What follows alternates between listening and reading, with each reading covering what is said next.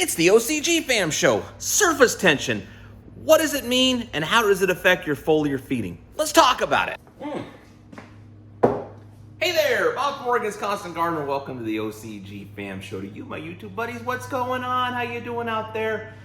Let me know in the comments and we'll talk about it after the show. Right now, let's just get into the show. Yesterday, I was in Salt Lake City. A lot of fun out there visiting our daughter who's gonna have a baby. It's exciting. Let's get back to the show.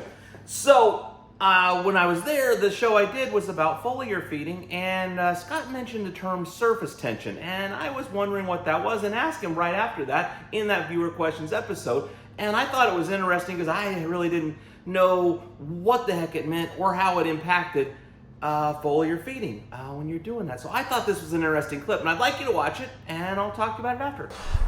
What is surface tension? What are you speaking of there? Well, if you take a drop of oil and put it on a glass of water, it'll sit there in a little ball and bubble and it won't even out. So saponins, soaps, or yucca is a saponin, and it basically helps break down that fatty acid and spread it evenly amongst the surface. So it helps take oils and emulsify or blend them into water. And so that it can spread out and it can be absorbed in instead of like, this is kind of like when you jump off a diving board, you go right through the water, but if you jump off a bridge, you hit it flat. That it's like, it holds together, or like that. I mean, that's called, terminal velocity. But the surface tension becomes too hard, so the faster you hit water, the harder it becomes. The slower you go in the water, the easier it is to enter when the wetter you become. But, well, like that goo they put on the pool and you can walk across the pool, but if you stop, you'll sink in kind of situation? Yeah, baking soda and... No, that's a whole different thing.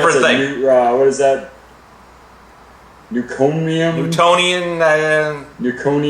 Oh. Yeah. Okay, so then I don't understand. Different than that because that's its own chemistry of, slow and hard. But with water, it's it's oil and water. It's different weights. It's different structures. One repels water, one absorbs water. So it's putting those two together, oil and water, they don't mix, and the only way to mix it is to help break down the oil with fatty acids or saponins to blend it to the water. Okay, so whatever we're mixing, we're going to be mixing a little tiny bit of it with a whole lot of water and then spraying it on the plant. And all this stuff, I still don't understand. And all of our products are water soluble, so everything that's your foliar feeding with are water soluble. They're not oil based, so you don't need to break the surface tension of the water because they blend with the water. If you're using pest control, they're usually oil-based or petroleum-based. They need to be broken into the water, or else they just sit on the top of the spray bottle. You spend 25 minutes foliar feeding water, and the last minute, all the neem oil you have. So I understand now. I never understood this before. Okay. Okay, what do you think of that? Informative, entertaining, helpful?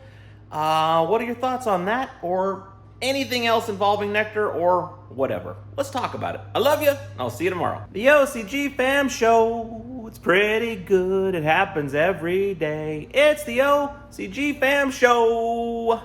See you tomorrow.